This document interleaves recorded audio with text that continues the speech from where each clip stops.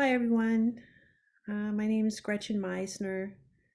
For those of you who don't know me, I'm a professional medium. And even those, some of you who do know me may not know that about me. I'm reaching out today because I did a reading yesterday that had quite a profound effect on me as far as, it was a young man who had committed suicide came through and he talked to his mom, who was my client, and he had some insight to share with her that I think is worth sharing here. So that's why I've come on. And first, I just want to say that growing up as a young person, I was aware of spirit. I could feel them around, I could sense people. And my parents, when I would cry at night, would tell me there's nothing there, it's just your imagination. They'd come in, look in the closet, look under my bed, nobody's here, go to sleep. And I shared a room with my sister Heidi, and I'd have to have a nightlight or the light on or a fan or music playing or something just to kind of drown it out. And it kind of scared her, I think, too, because she wasn't sensing it, but you know, her older sister saying, "Oh, there's a man in our room," I think probably was frightening. Um, but it kind of left me growing up thinking, okay, this isn't real. It's just my imagination. There's not really anybody there. But there was a part of me that always kind of knew it was real. And I had a lot of other different experiences that I'm not really going to go into now, but I read every book I could find on life after death or past lives, healing, astrology, metaphysics. It was all very interesting to me. And finally, in my 20s, I started really kind of training on different levels and got serious about it in my 30s. And for the last 25 years or so, I have been training, offering readings to those who are guided to me, and connecting with the spirit world in some pretty profound ways. I've learned a lot, and I've felt very honored to witness the interactions of those in the spirit world with those here. And I'm here, as I said, because there was one reading I did last night that was pretty profound and it kind of stuck with me. I had a woman come in for a reading and she looked much younger than she is, but we went through the reading and she was understanding most of it, but I just had a feeling like she was waiting to hear from someone. And then finally a young man came through and she identified him as her son. I thought he was,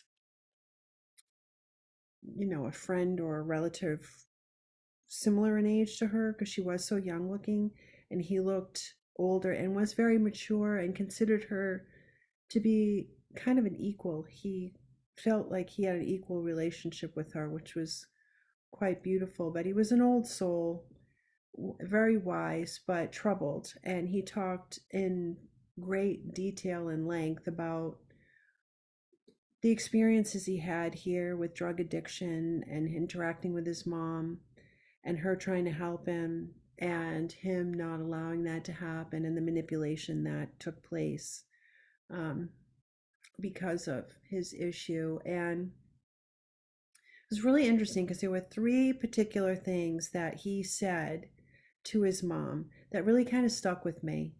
And the first one was, I mean, anytime someone dies of suicide, the people around them may feel a pang of regret or guilt, or I could have done more.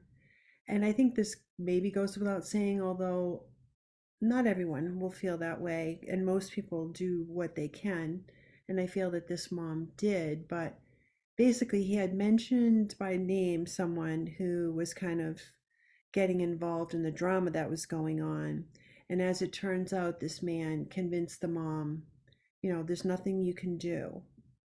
And she had been having this feeling of, I gave up on him. I gave up on him.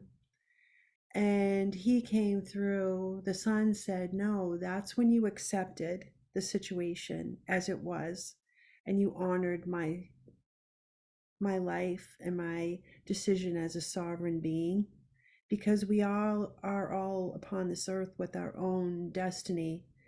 And I thought that was pretty profound because, that can lead to guilt. And, he wanted her to know that she was forgiven and that he was forgiven and that there really isn't any guilt or blame to go around. And so I thought was the first thing that he came through with that I thought was really profound. And it kind of led into her wanting to know who he's with, where he is. And he did talk about his grandfather, where they used to go fishing, that was recognized, and another young woman who committed suicide that he was close to, who died. And it was interesting because he said, there's no fire where I am. And I think maybe people think that if a person commits suicide, they're going to be punished, potentially, maybe not. But that's part of the belief system in parts of our culture. And what he said was, it was my time to go home no matter what, whether it was by my own hand. No one can go back to the spirit world without the permission of God. Okay? So he went home with God's blessing. And an acceptable way to go home is by our own hand. But it won't happen unless it's meant to happen. We all have a certain time to go home, and that was his time, no matter what. If it hadn't been that way, it would have been through an accident or illness or some other way. He had completed his time here on the earth, and his life and his choices had an impact on others. In some ways, it's caused them to grow or self-reflect, or to maybe make different choices about happiness and priorities in life. He was a very creative young man, his mom said, and I thought it was quite beautiful that he was conveying to her that, I'm talking to you.